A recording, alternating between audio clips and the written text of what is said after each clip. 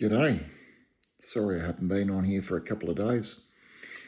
I'm tired. Daylight saving, which we have here in South Australia, ended on Sunday morning, and yeah, my entire sleep has just gone out the window. Waking up wide awake at 5:30 when I'm used to getting up at about 6. So 5 o'clock, 5:30, I'm lying in bed. This is in the morning, by the way, not in the afternoon. And by about 4 o'clock, I've had enough. All I want to do is stop. Stop work, that is. So, yeah, it's going to take a couple of weeks to get used to this idea that the sun is going down at 5:30, 6 o'clock.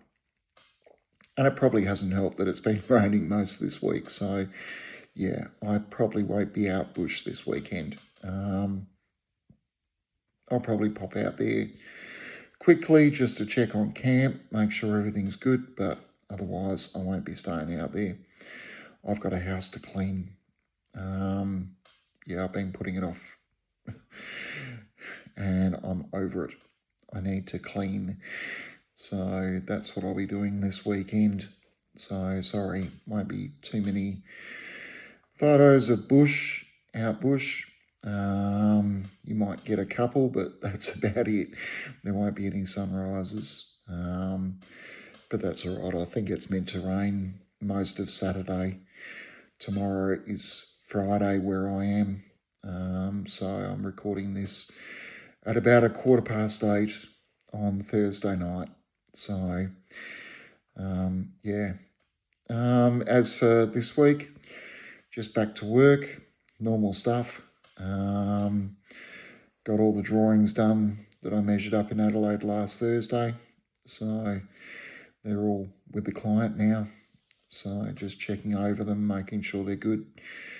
And been doing other work as well.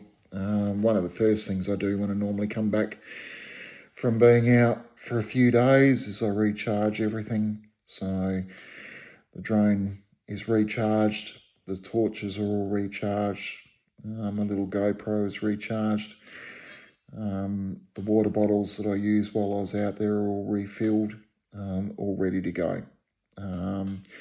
So I don't have to worry about them. So yeah, one exciting thing that happened today, and it's something that a lot of people who talk about camping rarely talk about this subject, but I'm going to talk about it because part of camping is not just sitting out there and having barbecues, I suppose, cooking differently, sleeping differently, all the things that we expect to do when we go out camping. We expect to have a campfire, etc., etc.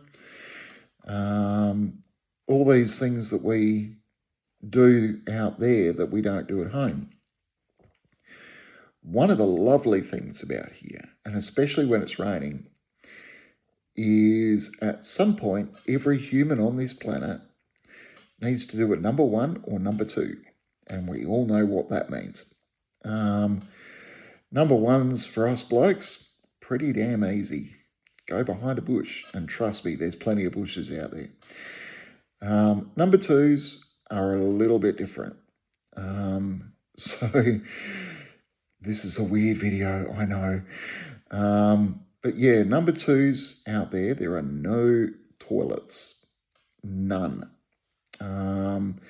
The only way to do a number 2 is to grab your little shovel, grab your loo paper, toilet paper that is, and you go and find a spot and you dig a hole, probably around about 3 feet, 4 feet deep.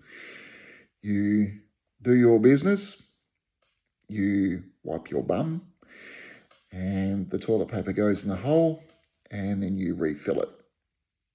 And look, that's fine if you're only going out there for a few days. I go out there quite often, and as much as you try and time things so that they happen before you go away, the inevitable often happens. You're in the middle of doing something, nature calls, and you've got to go for a little wander.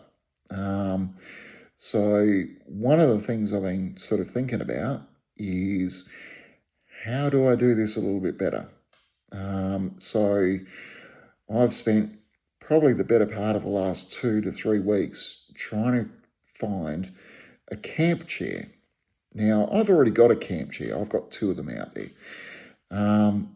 But the idea is that this camp chair has to be very specific, such that you can actually take the cloth off the actual part that you sit on and screw a toilet seat to it, so that it folds up. It's neat, tidy, easy to transport, easy to clean. And I've been looking at camp chairs, but all of them seem to think that, and I guess they're only really designed to be a camp chair, but they're way too wide to actually screw a toilet seat to. And a lot of them these days don't actually have the framework that you can screw anything to. So it's been reaching the point where I'm almost thinking I'm going to need a board, cut a hole in it so that I've actually got a hole through it that's wide enough that I can screw to the frame of the chair, and then screw a toilet seat onto it. That's harder than what you think, because it's not like I've got spare bits of timber that are lying around, or nothing that will actually screw to a chair. And then you look at all the chairs these days, and they're very different to the chairs that we used to have in the 70s, which used to just simply fold and pull apart. These ones have more framework on them than you can poke a stick at. Very few of them actually have framework that goes all the way through the actual cloth seats. And so there's no real frame, even if you did cut the cloth, that you could actually screw to. In fact, a lot of them actually just come up into points that support where you put your bum on the chair to sit down. So I've been searching the internet, and a few of the camping stores have the porta potties, we used to call them. They're basically a potty that uses chemicals, and I didn't want to get involved in chemicals. The damn things stink to high heaven. They weigh a ton, and I don't really want to be dumping chemicals out there. That's just not what I want to do at all. So, porta potty, no. There are a few other ones that they do, but there's even collapsible ones, which, I got to be honest with you, I've tried collapsible everything, and the problem is they collapse right when you don't want them to. So, you'd hate to sort of sit on the damn thing for the first time and it collapses. No, I'm not spending $200 on a collapsible toilet that I know. Look, I'm sure some of you have one, but not for me. I just don't trust anything that's collapsible. I never have. I've tried them before, and they're just a waste of money. So no, thank you very much. There's other ones that you can get that are basically 4 pieces of metal that fold and clip together with a toilet seat lid. But again, for the money that you're spending on it, and I've seen them for $250, you may as well go and buy a ceramic toilet, because they are massively expensive. They weigh a ton, and they don't. I'm sure it'll be fine, and I'm sure plenty of people have bought them,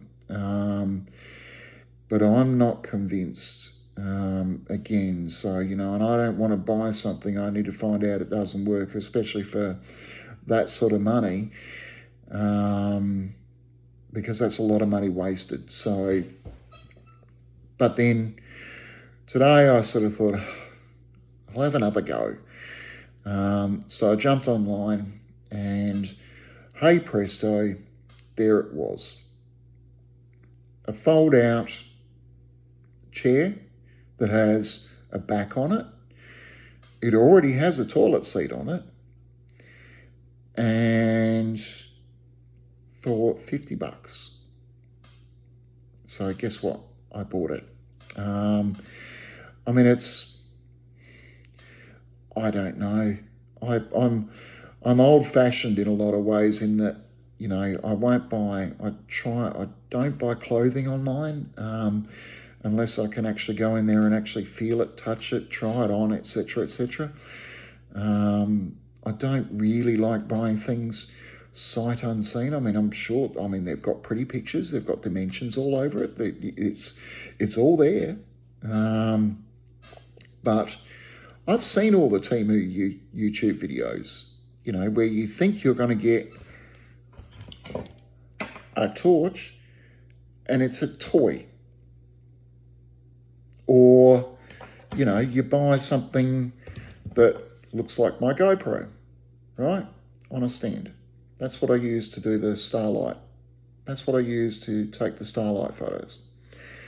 Now, GoPro, been around for a while.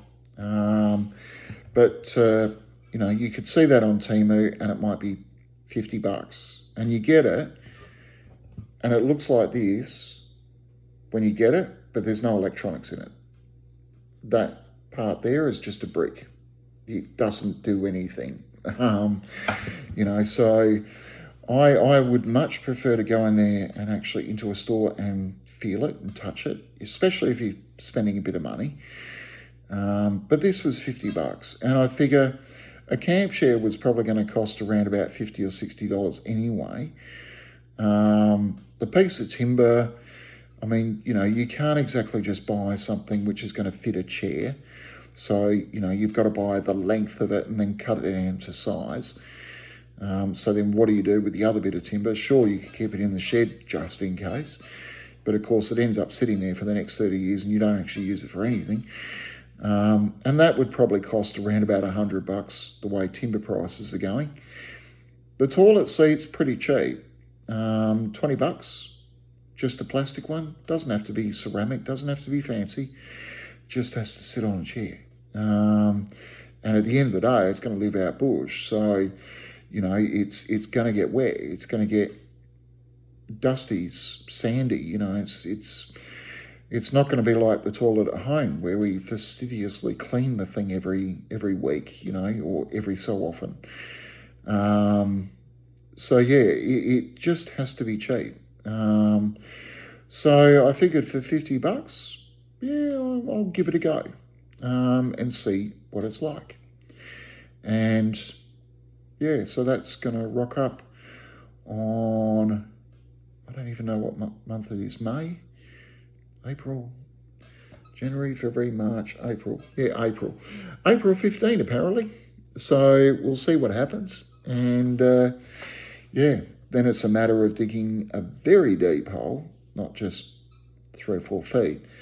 And then building some sort of structure around it and then supporting the chair on some timber so that it's got a level surface. And then buying an El Cheapo toilet roll holder, screwing that to the wall, and yeah, there's the toilet. And I don't have to go on little wanders and dig multiple different holes and remember where I dug the last one and blah, blah, blah. You know, it's just the things you do out bush that you never really talk about. But we all do it. That's the thing, you know. First thing in the morning, got to go to the toilet, you know. And then as you get older, got to go to the toilet more often during the day. You know, none of us like to talk about it, but it is what it is. It's what we do. So, yeah, toilet issue, hopefully solved. Which will make it easier because then if it's raining and I need to go number 2s, then at least I've got somewhere dry to go and somewhere to sit down and I don't have to get half naked to basically do what I have to do. Because squatting out there is get your shoes off, take your pants off. You're standing in the middle of the bush. God knows what the kangaroos think of you, but they do the same thing anyway, except they don't take their pants off. The birds just go really quiet. It's quite the thing, I tell you. At least I don't live in America where, got your pants down or off and a mountain lion comes up behind you, breakfast. So, we don't have those problems here. No, everything runs away. And based on what you're about to do, probably not a bad idea either. So, it's at least I'm not likely to have a human that's going to come around the corner and go, "Oi, what are you doing?" "Oh, well, that's what you're doing. Okay, I'll leave you alone for 10 minutes. Oh, dear God. Far out, I'm tired. Anyway, I'm going to go to bed because I'm getting quite... I haven't had anything to drink either. I've had water and a can of lemonade and, usual things. Certainly no alcohol involved, so, yeah. Weird, huh? 16 minutes. My God, how can you talk about 16 minutes about going to the toilet? Anyway, I'm going to go to bed. Have a great night, peoples, or morning. And I should have put a warning at the beginning of this. Don't watch this while you're having your morning coffee, because you probably need to go to the toilet afterwards.